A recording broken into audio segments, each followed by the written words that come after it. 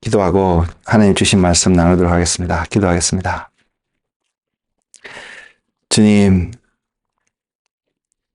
앞에 나와서 주의 음성을 듣고자 주님 앞에 섰습니다.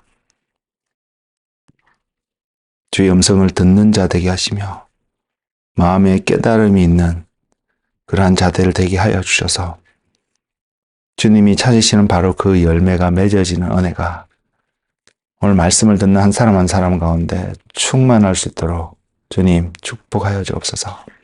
예수님 이름으로 기도드렸습니다. 아멘.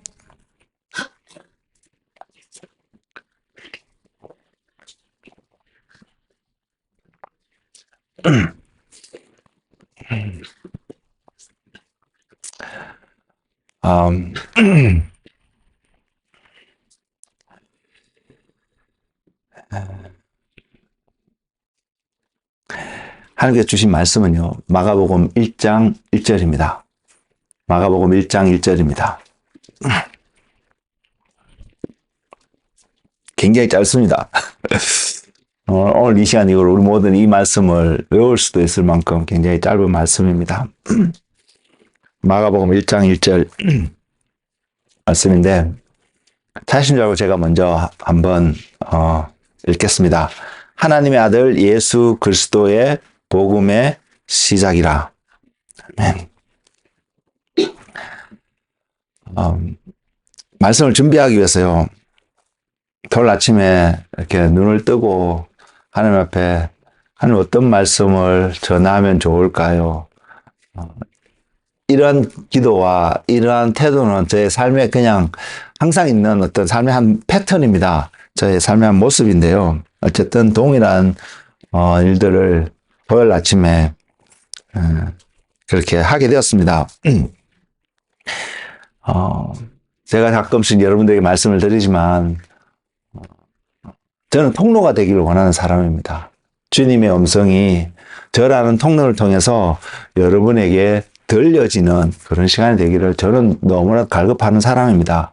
그렇기 때문에 제가 가장 초점을 맞추는 한 부분, 말씀을 전하기 위해서 초점을 맞추는 한 부분은 주님과 어쨌든 준비하는 기간 가운데 주님과 연결되어지는 어떤 모먼트를 저는 굉장히 노력을 하는 편입니다. 노력한다는 표현이 맞을 것 같습니다. 근데 토요일 아침이면 새벽인데 한 5시 좀 넘었었는데요. 잘 되지 않더라고요. 평소 같았으면 예전 같은 좀 쉽게 되었던 부분들이 어제 아침은 그렇게 기대했던 만큼 잘, 주님과 연결되어졌다는 느낌. 그래서 주님이 이런 말씀을 주신다는 느낌. 이런 느낌이 잘 되지 않았었습니다. 그래서, 평소 보고 있던 책도 한번 펼쳐서 보았습니다. 그 책의 내용을 마침 이 마지막 챕터에 했던 내용인데요. 그 내용이 저를 너무 감동케 했습니다. 제가 알고 있는 부분인데 그분 저자가 너무 잘 설명을 잘하고 있어서 너무나도 감동케 했습니다. 그 내용이 그 내용이 뭐냐면 베다니 마리아가 예수님께 향유옥합을 깨뜨려서 부었잖아요. 그 부은 그것이 주님이 주변 사람들은 다 그 마리아를 비난하고, 그걸 했지만, 주님은 복음이 전하는 곳에 이 메시지가, 이 행위가 동일하게 전파될 것이다. 라고 말씀을 하셨고, 책의 저자는 그것을 중심으로 의미가 무엇인지 이제 설명하는 그런 내용이었습니다. 그래서 제가 너무나 동의하는 부분이고, 제가 또 알고 있는 부분이고, 또 책을 통해서 좀 더 알게 되는 부분들도 있고 해서 여러분들과 이것을 나누면 너무 좋겠다. 이런 생각을 하고 있었습니다. 그 책의 제목은 정상적인 그리스도인의 생활이라는 제목이거든요. 어쨌든 그렇게 생각하고 있었는데, 주님이 그것을 전하기를 원하신다는 마음이 전혀 들지 않았습니다. 그래서 전할 수 없는 내용이었고요. 그러면 그다음은 주님 그러면 무엇을 전하기를 원하십니까? 이런 생각으로 이번에는 그 마지막 남은 한 챕터의 책을 다 읽고 나서요. 이제는 또 무엇을 했냐면 성경을 펴서 또한 읽었습니다. 읽고 있던 성경의 어떤 부분들을 또 이렇게 읽으면서 주님이 무엇을 전할까? 주님이 무엇을 말씀하실까? 주님과 어떻게 연결될 수 있을까?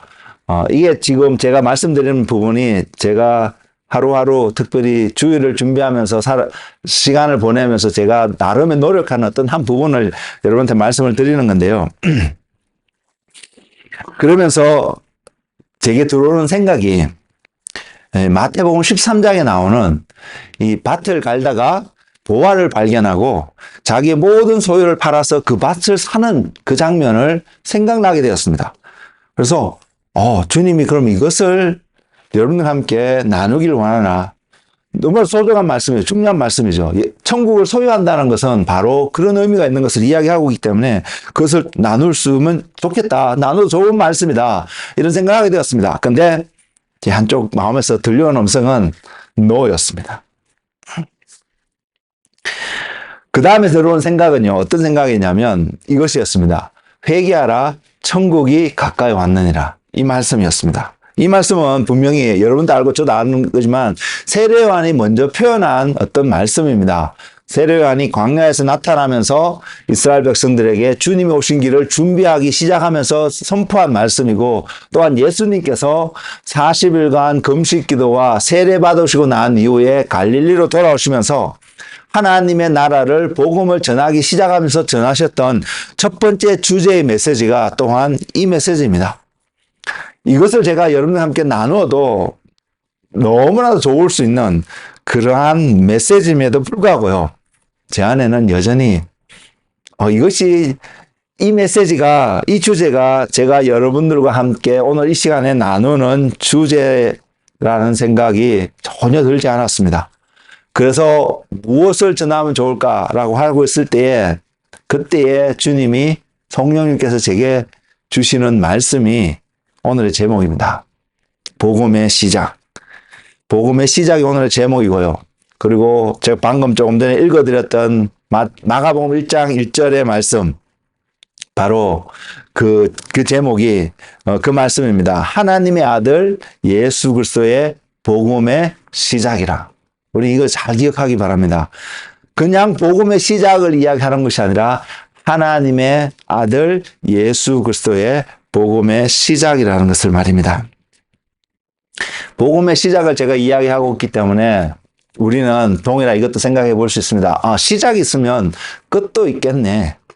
복음의 끝부분들도 있겠네. 그러면 복음의 시작이라는 부분 좀 이해할 수 있겠는 것 같은데, 복음의 끝이라고 표현되었을 때 그럼 복음의 시작과 끝이 우리에게 던져주는, 기본적으로 주는 메시지는 뭘까? 그것은 무엇을 의미할까? 우리는 한번 생각해 볼 수 있기를 원합니다. 분명히 성경은요, 하나님에 대해서, 그리스도에 대해서 전하고 있는 메시지인데 많은 것들이 이거에 포함되어 있습니다. 많은 것들을 우리에게 전하고 있습니다. 그 중에 핵심적인 한 가지 중요한 가르침은 시작과 끝의 중심에, 시작과 끝이 되시는 분이 하나님, 예수 그리스도라는 가르침입니다. 알파와 오메가 되시는 분이 바로 주님이라는 사실입니다.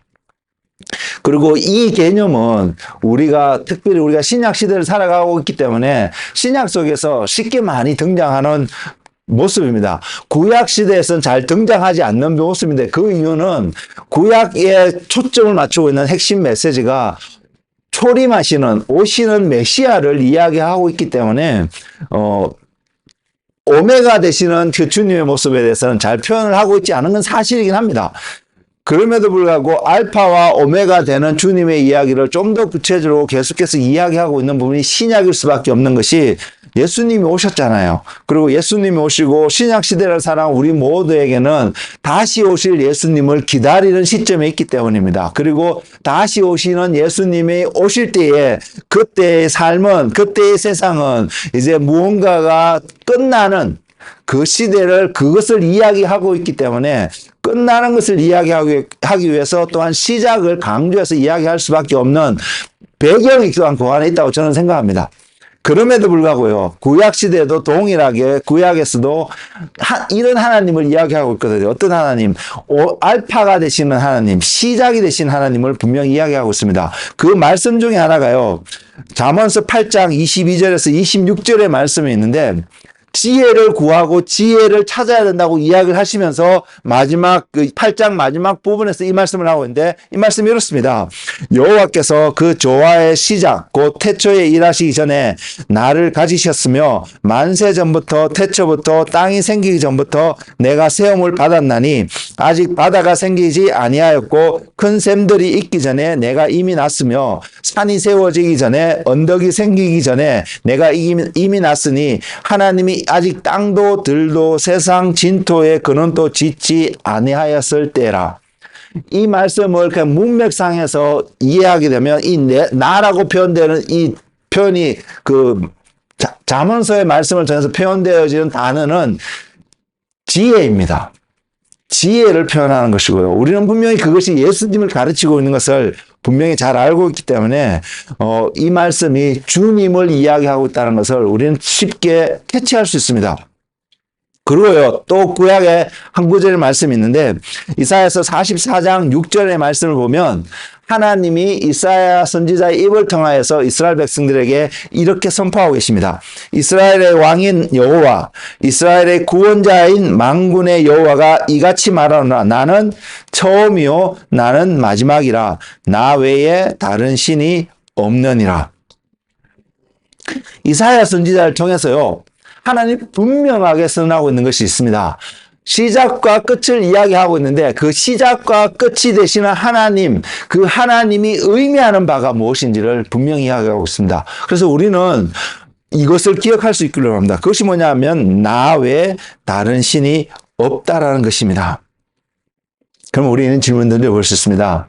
저와 여러분 삶 속에 하나님 외에 다른 신이 존재하고 있지 않은가요? 아니면 공전하고 있는 모습이 있나요? 아니면 하나님은 좀 뒷전이고 다른 신이, 비록 우리의 몸이 지금 이곳에 있지만 다른 신이 우리의 삶을 아큐파이하고 우리의 삶을 리드하고 있는 그런 모습이 있는가요?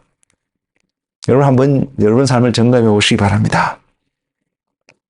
내 안에 지금 하나님은 우리에게, 세상 사람들에게 나 외에 다른 신이 없다라고 말씀하고 계시는데, 그러면 나는, 내 삶은, 내가 살아간 모든 삶의 모습을 내가 스스로 리밸류해 봤을 때, 그러면 내 안에는 하나님 외에 다른 신이 없는 그러한 삶의 모습으로 어떠한 삶의 형태를 살아가고 있는지, 아니면 공존하고 있는지, 또는 하나님 아닌 다른 어떤 것을 내가 신으로 인식하고 살아가고 있는지 말입니다. 구약에서 분명히 하나님이 그렇게 표현하십니다. 나 외에 다른 신이 없다라는 것. 그리고 그것은 또 다른 말로 오늘 우리의 말씀 속에서도 확인될 수 있는 것이 시작과 끝이 되시는 하나님을 분명히 이야기하고 있습니다. 굉장히 중요한 메시지입니다. 여기에 또 하나의 의미가, 하나님 왜 이런 말씀을 하시는지 하나의 의미가 또 들어있는데, 그것을 알게 되면, 그것을 아멘으로 우리가 받아들이게 되면 이해할 수 있는 부분이 있는데, 그럼에도 불구하고요, 우리가 먼저 전제할 수 있는 한 내용이, 저와 여러분 다 포함해서 세상에 살았던 모든 사람들은 본능적으로요, 하나님이 유일하신 하나님이시다. 하나님이 모든 것의 시작이시고 하나님이 모든 것의 끝이다라는 진리에 대해서 본능적으로 싫어합니다. 좋아하지 않습니다. 왜냐하면요, 알파와 오메가라고 전하시는 하나님의 그 모습 속에서 우리에게 전해주는 한 메시지는, 중요한 한 메시지는 하나님이 다스리시는 분이라는 사실을 전하고 있기 때문입니다. 즉 하나님이 심판하시는 하나님이라고 전하고 있기 때문입니다. 그 말은 다른 말로 우리가 자주 표현하는 하나님이 왕이시라는 것을 전하고 있는 메시지이기 때문입니다. 그래서 우리는 본능적으로, 세상에 존재했던 모든 인류는 본능적으로 이러한 메시지를 싫어합니다. 그리고 본능적으로 우리가 좋아하는 메시지가 있습니다. 그것이 어떠한 표현이냐면, 심판하신 하나님에 대해서는 우리가 별로 좋아하지 않습니다. 가능하면 이런 메시지를 안 들었으면 좋겠다는 것이 우리 안에 기본적으로 나타나는 삶의 속성입니다. 반대로 우리가 좋아하는 한 표현의 메시지는 사랑이신 하나님, 이 사랑이신 하나님의 본질적인 의미 속에서는 다스리신 하나님, 심판하신 하나님, 이 모든 것이 포함되어 있는데도 불구하고 그냥 우리가 인류가 기본적으로 좋아하는 하나님의 어떤 메시지한 모습은 사랑이신 하나님에 대해서 알고 배우고 경험하기를 좋아하는 모습이 있습니다. 그런 의미 속에서는 무엇을 찾고 있냐, 무엇을 보게 되냐면 그것을 좋아하게 되는 우리 본능적인 이유는요. 사랑이신 하나님의 메시지가 잘못됐다는 것이 아니라 그 메시지를 특별히 좋아하게 되는 본능적인 이유. 그래서 우리 본능적으로 기본적으로 그 메시지와 우리의 삶과 굉장히 밀접하게 느껴질 수 있는 한 이유는 사랑의 하나님이라는 그 단어, 그 문구 속에서 나타나는 하나님의 모습은 우리에게 어떻게 다가오냐면 우리의 삶을 왕으로서 다스리는 모습이 별로 잘 등장하지 않기 때문입니다. 그 말은 내가 하나님의 사랑을 입으면서 하나님의 은혜 가운데 살면서 내가 원하는 삶을 살아갈 수 있다라는 뉘앙스의 메시지를 사랑의 하나님은 궁극적인 온전한 메시지는 전혀 그것을 전해주고 있지 않은데 그것을 표현하고 있지 않은데 듣는 우리는 그렇게 해석해서 듣는 경향이 있다라는 것입니다. 그것을 이해하기 위해서 한번 생각해 볼 수 있는 부분이 있는데 관계가 있는데요. 부모와 자녀와의 관계입니다. 제가 부모가 되면서 저는 아버지 없이 자랐거든요. 아버지 없이 자라서 아버지의 사랑이 아버지의 이 존재가 어떠한 것인지 저는 잘 모르는 사람입니다. 그래서 아내에게도 그런 표현을 했지만 제가 좀 더 제대로 배울 수 있었다면 나의 자녀들에게 더 잘해줄 수 있었을 텐데 하는 아쉬움이 있는 사람입니다. 그래서 제 아버지 아직 살아계시기 때문에 아버지를 다시 한번 만나게 된다면 정말 이런 이야기를 한번 묻고 싶은 마음의 어떤 마음에 가지고 있는 어떤 생각이 질문이 하나 있는데요. 지금 아버지가 많이 아프셔서 편찮으셔서 그런 내용을 대화를 나눌 수 있는 관계가 안 됩니다. 안 되고 또 아버지가 예수님을 아직 안 믿기 때문에 이런 이야기를 온전하게 나눌 수 있을지도 전 개인적으로는 퀘스천이 드는 그런 상황 속에 있습니다. 어쨌든 이걸 말씀드리려고 한 건 아닌데 근데 부모와 자식과의 관계 속에서 우리는 그 그림을 조금 맛볼 수 있습니다. 그 이유가 뭐냐면 부모님은 이유를 불문하고 자녀를 사랑합니다. 그리고요, 자녀였던 우리들도 다 자녀였고, 지금 자녀들도 있는데, 자녀들의 마음 한구석에서는 나의 부모가 나를 사랑하고, 나의 부모가 나의 필요를 이렇게 채워주는 것을 당연하게 여기고, 자녀가 요구할 수 있는 권리라고 생각하는 경향이 우리 안에 있습니다. 저는 있다고 생각합니다. 왜? 제 개인의 경험 속에서는 그런 생각이 있었음을 보았기 때문에요. 그것을 보았다고 그것을 요구하고 이렇게 한 삶을 사는 것 같지는 않은데 어쨌든 그러한 것을 바라봅니다. 그걸 보면서요. 뭘 생각하냐면 자녀들은 또한 이런 생각을 합니다. 부모는 우리를 사랑하고 우리의 필요들을 공급해 준다 생각하면서 부모가 또 우리의 삶에 대해서 이래라 저래라 이렇게 하라고 말하는 것들에 대해서 싫어합니다. 여러분 그러지 않았나요? 저는 그랬습니다.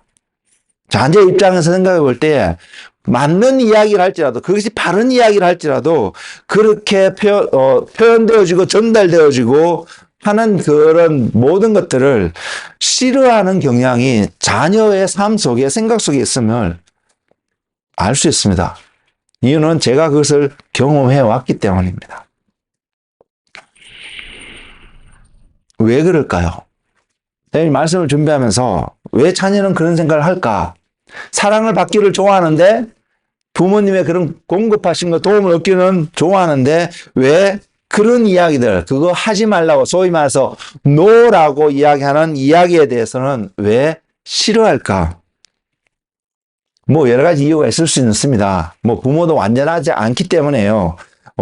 그렇게 할 수 있는데 저와 여러분 오늘 생각해 보기 원하는 것은 완전하지 않는 부모님의 모습이 아니라 부모님이라는 그 개념 속에서 나오는 사랑을 바라봤을 때 그런 관점에서 노라는 것에 대해서 우리가 싫어하는 이유는 간섭받기 싫기 때문입니다. 내가 원하는 대로 살아가고 싶은 마음이 우리 안에 있기 때문입니다. 우리 가장 어린 꼬마가 자는데 우리 그 애의 삶의 모습 속에서도 우리는 쉽게 발견할 수 있습니다. 이건 하면 안 되는데 그래서 안 주기를 원하고 다른 것을 주기를 하고 다른 방향으로 인도하기를 원하는데 울고 때를 쓰고 있는 모습을 우리는 쉽게 경험하기 때문입니다. 이것이 우리 모두의 자녀인 우리 모두에게 나타나는 하나의 모습입니다. 그러면 부모의 입장에서요. 자녀가 원하는 것을 공급하고 이렇게 제공해주는 모습으로의 사랑의 모습으로만 해준다면 과연 그 자녀는 온전히 정상적으로 올바르게 살아갈 수 있을까요? 아닐 것입니다.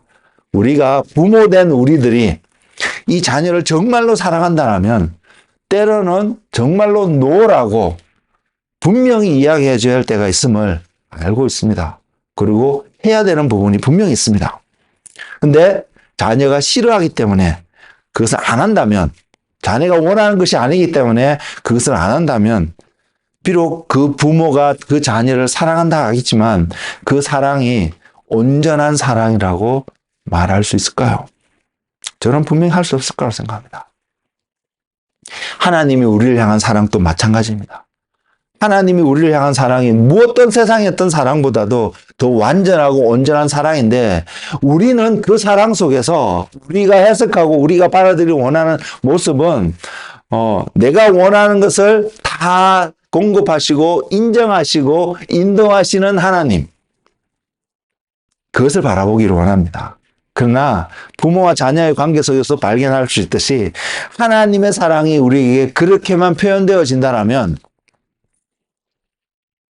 우리는 온전한 삶을 살아갈 수 없음을 분명히 알 수 있습니다. 그래서 하나님의 사랑은 또한 우리가 경험하는 것은 바로 그러한 것이 아님을 알 수 있다는 것입니다. 그래서 우리가 또 알기를 원하는 것은 심판하시는 하나님, 다스리시는 하나님, 이것이 온전히 알 때에 이 다스림 속에서 나타나고 있는 사랑, 그 사랑, 하나님이 사랑이라고 하는 그 나타남 속에서 표현되어지고 있는 하나님의 다스림, 그것을 우리가 알면 알수록요, 우리 안에는 하나님의 마음이 정말로 전달되어질 것입니다. 저는 우리 모두에게 그러한 마음이 있기를 원합니다. 그래서 그것을 알게 될 때에 심판하시는 하나님을 알게 되어서 그분의 마음을 알게 될 때에 그분이 우리를 어떠한 모습으로 어떠한 것으로 우리를 사랑하셨는지를 더 정확하게 알 수 있게 된다는 사실입니다. 그것의 이야기가 복음입니다. 그것을 이야기하고 있는 것이 복음입니다. 복음이 저와 여러분 이미 많은 것을 알고 있다고 생각하는데 우리가 죽어서 천국 가는 것만이 복음의 전부가 아니라는 것입니다. 그래서 마가는 이 복음을 이야기하면서 하나님의 아들 예수 그리스도의 복음의 시작이라고 이야기하고 있다는 것입니다. 그 복음의 중심에 우리가 천국 가는 것이 아니라 복음의 중심에 하나님이 계시다라는 진리가 있음을 전하고 있습니다. 우리는 늘 본능적으로 내가 중심이 되기를 원하는, 내가 시작이 되려고 하고 내가 마침이 되고자 하는, 내가 나라는 자신이 주인공이 되고자 하는 것이 우리의 마음입니다. 그리고 지난주에도 말씀드렸듯이 이 마음은요, 선악과를 따먹고자 하는 그런 마음입니다. 그렇기 때문에 우리는 쉽게 가만히 내버려 두면 너무나도 쉽게 하나님께 반역할 수밖에 없는 존재인 것입니다. 왜? 아담이 선악과를 먹었기 때문에요. 그러기 이전에도 선악과를 바라보면서 그것에 유혹되어져서 그러한 혼동되는 모먼트가 있었고 결국 그래서 선악과를 따먹게 되었지만 그 후손으로 태어난 우리 모두에는 자연스럽게 하나님이 중심이 된 나의 삶이 아니라 내가 중심이 되어진 나의 삶을 살고자 하는 것이 우리 안에 본능적으로 나타나기 때문입니다. 그래서 우리는 죄인입니다.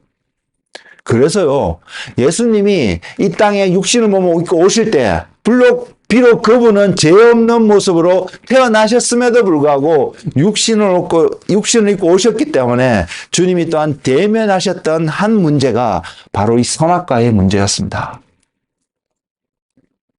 광야에서 40일 금식하고 난 이후에 마귀와 인카운터링 하면서 던졌던 세 가지 질문은 바로 아담이 에덴 동산에서 선악과를 먹게 했던 그와 똑같은 질문을 마귀는 던지고 있었던 것입니다. 왜? 예수님이 이것을 지나가셔야 했습니다. 이거 없이 그냥 바이패스 해버리셨다면 어쩌면 예수님은 우리의 마음을 알 수 있는 우리와 똑같은 성격을 가진 사람이 아닐 수 있었기 때문입니다. 그러나 주님은 죄 없이 쓴 분이셨지만 동일하게 아담도 죄가 없던 존재였거든요. 선악과를 따먹기 전까지는 동일한 컨디션 속에서 바로 그것을 대면하셨습니다. 그리고 우리가 알다시피 아담은 실패했지만 마지막 아담으로 오신 예수님은 그것을 통해서 승리하셨습니다. 단지 선악과를 따먹지 않는, 죄를 짓지 않는 곳에서만의 승리만을 이야기하고 있는 것이 아니라 그 과정을 통해서 예수님은 죽음도 극복할 수 있는, 죽음도 이길 수 있는 승리의 원천이 그 속에서 이미 잉태되어졌고 나타나기 시작했다는 사실입니다. 그래서 우리는 주님과 함께하는 모든 여정 속에서 죽음도 이길 수 있는 승리의 약속이 말씀을 통해서 분명히 우리에게 전달되어 있음을 여러분 아시기 바랍니다. 선악과를 먹고자 하는 그러한 마음을 갖고 태어난 우리들에게 전달되어진 것이 복음입니다. 그리고 그 복음의 핵심은 예수 그리스도일 수밖에 없는 것을 이미 지나간 우리 후대의 사람들은 알고 있습니다. 안다면 우리는 그 말씀에 합당한 삶을 살아가는 저와 여러분이 되기를 원합니다. 그래서 복음의 시작과 복음의 끝이 예수 그리스도가 될 수밖에 없으며 그래서 우리에게 전달되어지는 복음은 단순히 우리가 천국 가는 것에서 끝나는 것이 아니라 그 복음은 하나님이 시작이고 끝이며 하나님이 저와 여러분의 삶을 다스리시며 하나님이 저와 여러분의 삶을 어떠한 곳으로 인도하시는 하나님, 그 하나님을 알려주는 메시지이기 때문입니다. 그리고 세상의 모든 만물을 통해서도 하나님을 볼 수 있는 부분은 분명히 존재하지만 하나님을 최고로 전달할 수 있는, 최고로 나타낼 수 있는 분을 우리에게 주셨는데 그분이 예수 그리스도이고요. 그렇기 때문에 예수님이 복음의 메시지의 핵심의 핵심이라고 분명히 말씀드릴 수 있습니다. 그래서 그 복음을 듣는 모두는, 그 복음을 받아들이는 우리 모두는 희망의 메시지를 가질 수 있고요. 축복의 이야기의 삶을 기대할 수 있습니다. 소위 오늘날 우리가 많이 잘 표현하고 있는 웰빙의 삶요. 그 삶을 우리는 복음을 통해서 분명히 누릴 수 있습니다. 그런데 조건은 이것입니다. 그 웰빙의 삶은 그리스도를 통해서, 그리스도 안에서 발견되어진다는 사실입니다. 여러분이 그리스도 밖에서, 그리스도를 바이패스해서 이러한 웰빙의 삶을 누릴 수 없다는 것입니다. 그래서 저와 여러분은, 저는 늘 그것을 기도합니다. 저는 우리 자녀들, 데니얼 토니를 보면서 생각할 때마다도 기도하고요. 여러분들 생각할 때마다도 기도하는 것은 바로 이 진리 앞에, 이 예수님 앞에 여러분들이 대면하여 서기를 말입니다. 제가 대신 서줄 수 없거든요. 제가 대신 경험해 줄 수가 없더라고요. 그건 제 경험이지, 제가 경험한 그것이 여러분의 삶을 바꾸지는 않더라고요. 여러분이 그 진리 되시는 그 참 복음의 핵심 되시는 그 예수님을 대면하게 될 때에, 알게 될 때에 여러분의 삶은 바뀌게 될 것입니다. 그리고 오늘 메시지를 통해서 제가 또한 여러분을 위해서 기도하는 한 기도의 제목은 그 진리 대신 예수님을 대면하는데 어떤 부분을 대면하시냐면 예수님은 여러분의 주권자이십니다. 그 진리를 대면하시기 바랍니다. 마태복음의 시작은 이렇게 시작합니다. 아브라함과 다윗의 자손 예수 그리스도의 세계라 계보라고 말입니다. 마태복음을 기록할 때는 대상이 유대인들을 대상으로 기록했기 때문에 이건 신학적으로 증명하는 내용입니다. 그래서 이런 표현을 썼습니다. 아브라함과 다윗의 자손 예수 그리스도의 세계라고요. 왜? 아브라함은 우리에게 이런 메시지를 줍니다. 하나님의 약속을 받은 사람, 하나님의 약속이 흘러내려가는 시작되는 사람이고 그 약속을 받기에, 약속이 이루어지기에 합당한 자격을 갖춘 사람들이 아브라함의 자손이기 때문입니다. 그래서 예수님이 바로 그 아브라함의 자손으로 오셨다라는 그 리니지를 통해서 우리에게 오셨다라는 것을 표현하고 있는 부분이 있고요. 그리고 또 하나는 다윗의 자손이라고 표현되어질 수밖에 없는, 특별히 유대인들에게 표현될 수밖에 없는 한 중요한 메시지는 그냥 왕으로 오신 것을 표현한 것이 아니라 유대인들에게 이 왕으로 오신 예수님이 어떠한 왕권의 모습으로 우리에게 오실 수밖에 없는지를, 유대인들이 오실 수밖에 없는 것을 증거하기 위해서 마태는 그런 표현을 썼던 것입니다. 우리에게는 다윗의 자손으로 오신 예수님이란 표현이 의미 없거든요. 우리에게 의미 있는 것은 예수님이 왕으로 오셨구나. 왜? 우리는 이방인이기 때문에요. 그러나 유대인들에게는 의미가 있는 표현이었습니다. 하나님의 약속을 계승하시는 분, 계승하시는 것에서 끝나는 것이 아니라 하나님의 약속의 본질이고 실체이신, 아브라함을 통해서 약속하셨던 그 목적 되시는 분이 예수님이라는 것을 유대인에게 증명하기 위해서는 그 표현이 필요할 수 있다는 사실입니다. 그래서 마태는 그렇게 시작을 했습니다. 그러나 이방인 우리에게는요, 아브라함이란 단어와 다윗의 자손이란 단어는 유대인들에게 주는 의미만큼 우리에게는 다가오지 않을 수 있다는 것입니다. 그러나 우리에게 주는 메시지는, 그럼에도 불구하고요, 아브라함과 다윗의 자손이라는 표현을 써서 유대인에게 전달되었던 핵심은 아브라함의 자손이고 다윗의 자손이 핵심이 아니라 하나님의 약속을 가진 자고 약속의 실체이시고 왕권을 가지고 오신 왕인 것을 설명하는 표현이기 때문입니다. 우리에게는 이것이 필요합니다. 우리뿐만 아니라 세상 모든 인류는 그들이 유대인이든 아니든 상관없이 우리에게는 바로 이 메시지가 필요합니다. 그것이 복음입니다. 하나님의 약속이 복음 속에 있으며 하나님의 그 복음이 전하는 또 하나의 메시지는 예수 그리스도가 주권자이시고 왕이시라는 것입니다.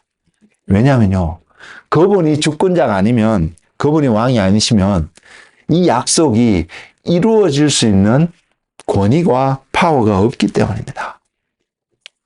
우리는 싫어합니다. 누군가가 우리의 왕인 것을. 왜? 우리가 꼭 컨트롤 당하는 느낌을 갖기 때문에요.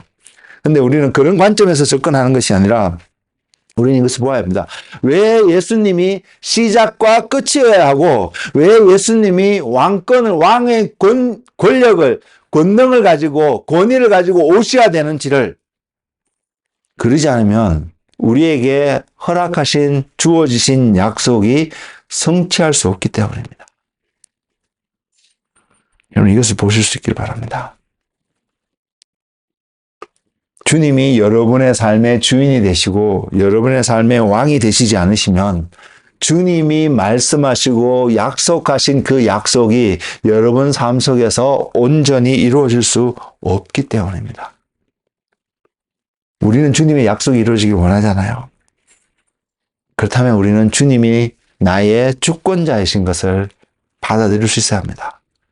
주권자이신 예수님을 받지 않고 인정하지 않고 그분과 그러한 삶을 빌드업되지 않고 그분의 약속이 이루어지기를 기도한다면 그 사람의 삶은 모순이 될 수밖에 없다는 것입니다.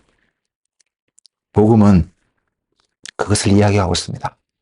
그 약속을 이루어지게 하기 위해서 예수님이 주권자인 것을 이야기하면서 동일하게 복음은 그분이 그 약속을 이루기 위해서 어떠한 희생으로, 어떠한 헌신으로 저와 여러분을 사랑하셨는지를 증거하고 있는 것이 복음이라는 것입니다. 그래서 여기서 한 가지 또 말씀드릴 수 있는 것은요.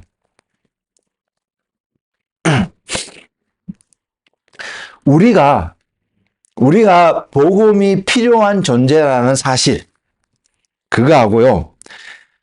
하나님이 우리를 사랑하시다라는 그 주제, 그 진리하고요. 항상 일치되진 않습니다. 분리하고자 해도 분리할 수 없는 관계가 분명히 거기 있음에도 불구하고요. 우리는 분리해서도 볼 수 있다는 사실입니다. 여러분, 그것을 볼 수 있기를 원하는데, 왜냐하면요. 부모인 우리들은 자녀들이 원하든 원하지 않든 얼마든지 사랑을 표현할 수 있습니다. 그리고 자녀들은 그것이 사랑인지를 잘 깨닫지 못하는 부분이 있습니다. 우리가 원하든 안 하든 우리가 그것이 필요한지 안 한지를 깨닫지 못해도 하나님은 여전히 저와 여러분을 하나님의 풍성하신 사랑으로 우리를 사랑할 수 있습니다. 얼마든지 하실 수 있는 분이십니다. 그래서 복음이라는 형태를 통해서 저와 여러분에게 하나님을 드러내지 않더라도요. 하나님은 얼마든지 세상을 향해서 사랑의 하나님을 나타내시고 표현할 수 있는 분이 하나님이십니다. 그럼 한번 생각해 보십시오. 나는 필요 없습니다. 아니, 내가 필요한 것을 못 느끼는 사람입니다. 근데 누군가가 나에게 다가와서 사랑을 자꾸 표현해주면 여러분 어떤 마음이 들까요? 여러분 어떤 생각이 들 수 있을까요? 그 사랑이 왔다가 떠나가도요. 여러분 안에 필요하다는 생각을 못 느끼기 때문에 우리는 찾지 않을 것입니다. 그리고 때로는 우리 안에 필요하다는 생각을 못 느끼기 때문에 그것이 다가오면 때로는 귀찮다라고 느낄 수도 있습니다. 그럼에도 불구하고 부모님은 자녀를 사랑합니다. 자녀가 그 사랑이 내게 필요하지 않은지 관계없이 말입니다. 얼마든지 표현할 수 있습니다.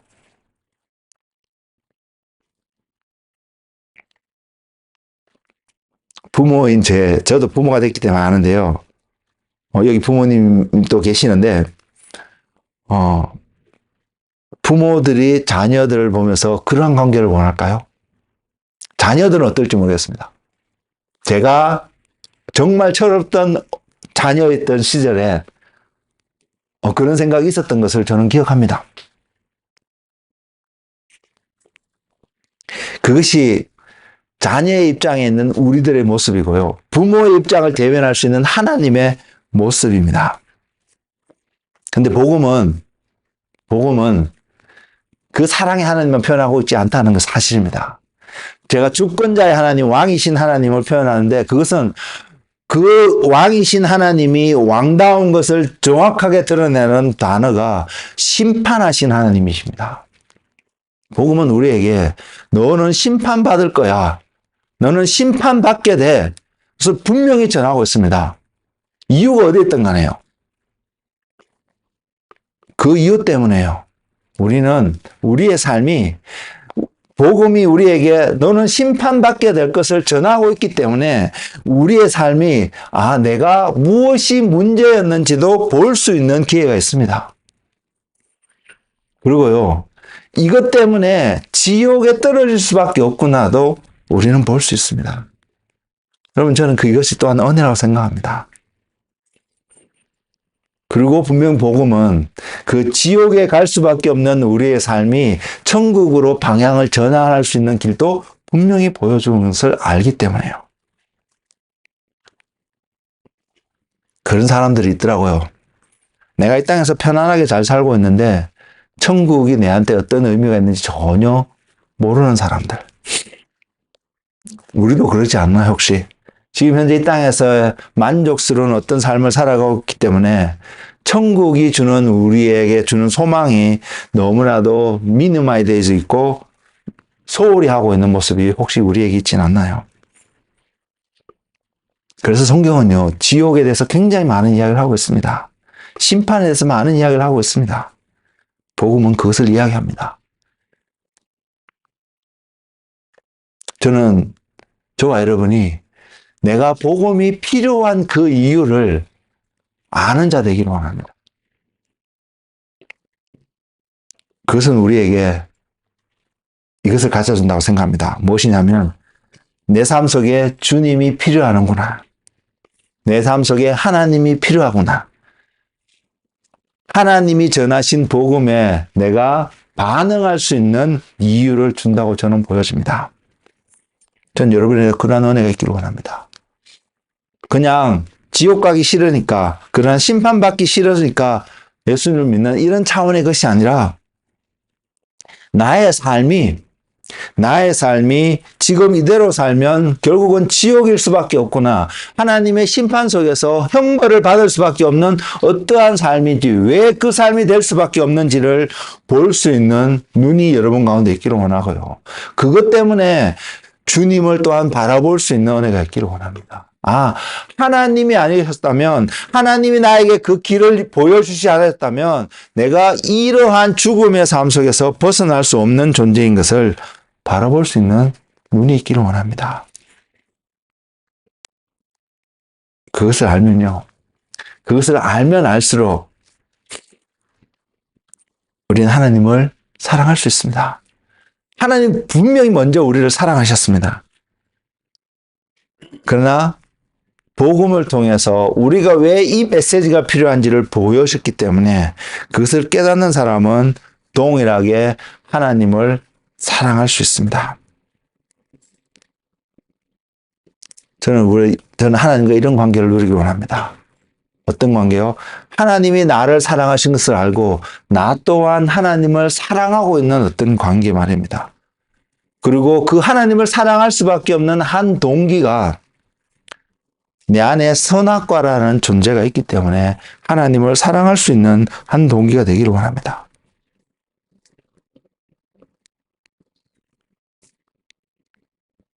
그래서 십자가는 우리에게 이것을 다 표현하고 있습니다. 어떤 것을? 하나님의 사랑을 표현하고 있고요. 하나님이 우리를 자유케 하신 그 자유를 선포하고 있다는 사실입니다. 우리는 이것을 알기를 원합니다. 무엇을 아냐면 하나님의 사랑을 조금이라도 더 알기를 원한다면 하나님께서 왜 나 같은 자를 구속하여 주셨는지, 왜 나 같은 자를 사랑하여 주셨는지를 깨달을 수 있기를 원합니다. 나 같은 자를 구원하신 것이 사랑입니다. 그리고 나 같은 자를 구원하실 수 있는 능력을 보이신 것이 하나님이 다스리시는 주권자이신 하나님의 모습입니다. 우리는 이것을 같이 볼 수 있기를 원합니다. 그래서 복음은 주님으로부터 시작해서 주님으로부터 마칠 수 있습니다. 마칠 수밖에 없습니다. 우리가 복음 안에서 산다면 결국 저와 여러분은 하나님의 다스림 속에서 하나님과 함께 교제를 하며 살아가는 어떠한 삶을 분명히 이야기합니다. 그 삶이 여러분의 삶이 되기를 원합니다. 그 삶이 여러분을 자유케 합니다. 세상이 어떤 것에서도 매이지 않는 자유를 분명히 선포하고 알려줄 것입니다. 그래서 예수님은 요한복음 8장 36절에 이렇게 선포하여 주셨습니다. 그러므로 아들이 너희를 자유롭게 하면 너희가 참으로 자유로우리라. 잘 보십시오. 누가 우리를 자유케 하는지 말입니다. 그분이 우리를 자유케 할 수 있다면 제가 여러분의 모든 삶의 영역에서 자유케 할 수 있는 능력이 있다라면 저는 여러분의 신이 될 수 있을 것입니다. 여러분의 주권자가 될 수 있을 것입니다. 우리의 주권자는 바로 이런 능력을 가진 자인 것을 여러분 보시기 바랍니다. 그분이 주권자이시기 때문에 왕이시기 때문에 저와 여러분에게 너는 자유할 수 있다라고, 자유케 되었다라고 선포하실 수 있다는 사실입니다. 우리는 그 주님을 바라볼 수 있기를 원합니다. 그 주님을 보기를 원합니다. 저는 늘 이 싸움을 싸우고 있습니다. 제 마음 한구석에서요. 어떤 싸움이요? 주님이 나의 주권자로서 세워져 가는 싸움. 또 한편에서는 그것을 하기 싫어하는 저의 모습 말입니다. 전 여러분 삶 속에서 동일하게 그것이 있다고 생각합니다. 그리고 이러한 싸움 속에서 우리가 늘 승리하기를 원한다면 우리는 주님께서 이 땅에 사실 때에 하나님 아버지와 어떠한 관계를 유지하시면서 이 땅에 사셨는지를 대한 주님을 열심히 배우시는 그런 은혜의 삶이 여러분의 삶이 되시기를 축복합니다. 주님의 선하심을 보시고 그 선하심을 경험하기를 원하십니까? 그러면 주님의 어미하심을 가볍게 여기지 마십시오. 주님이 여러분 삶을 다스리셔야 되는 분인 것을 소홀히 여기지 마십시오. 그리고 주님이 나를 어떻게 사랑하셨는지 더 깊이 경험하고 그래서 그 은혜의 풍성한 삶을 누리기를 원하십니까? 그렇다면 주님께서 어떠한 공의로 우리에게 요구하고 계시며 우리에게 보이셨는지를 배우는 일에 바라보는 일에 게을리하지 않는 여러분의 삶이 되기를 원합니다. 왜냐하면 저는 분명히 알거든요. 그 공의 속에요. 우리가 싫어하는 그 표현 속에 상상도 못하는 하나님의 사랑이 그곳에 있음을 알기 때문에요. 그 사랑을 맛보지 않으면 우리가 원하는 형태의 그 사랑은 그 공의 속에서 표현되어진 사랑하고는 비교할 수 없는 차원의 사랑인 것을 알기 때문에 전 여러분이 이 말씀을 들을 수 있습니다. 부족한 저 자신도 그것을 알기 때문에 오늘 또 그 삶 가운데 나아가기를 기도하며 주님 앞에 나아가기를 원하기 때문입니다. 이것이 우리의 삶이 되기를 원합니다. 이것이 우리의 믿음의 신앙의 표현이 되기를 원합니다. 그래서 하나님을 우리의 삶의 중심이 되고 우리의 삶의 시작과 끝이 되시는 그 주님을 온전히 알고 그분과 함께 동행하실 수 있는 믿음의 삶이 되시기를 예수님의 이름으로 축복을 드립니다. 기도하겠습니다.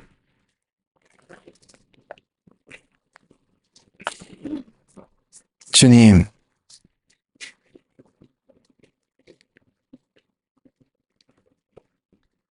우리의 눈을 여셔서 우리의 모든 삶의 시작과 끝이 되시는 그 주님을 온전히 바라볼 수 있도록 축복하여 주시옵소서. 그래서 주님, 우리의 모습으로 주님을 해석하고 우리의 기대치로 주님을 바라보는 것이 아니라 주님의 방법으로 주님의 모습 그대로 우리가 주님을 보게 하시며 우리의 삶이 그 주님께 온전히 접붙임이 될 수 있는 주님의 모습으로 온전히 우리가 용납되어지고 적용되어질 수 있는 우리의 삶이 될 수 있도록 주님 축복하여 주시옵소서. 주님 이 삶을 주님 속에 드립니다. 주님 오셔서 왕으로 오셔서 자정하시고 다스려 주셔서 복음의 시작이 되시며 복음의 끝이 되신 예수님의 온전함이 이곳에서 예배드리는 한 사람 한 사람의 삶을 통해서 세상 가운데도 전달되어지는 우리의 삶이 될 수 있도록 주님 축복하여 주시옵소서. 예수님의 이름으로 기도드렸습니다. 아멘.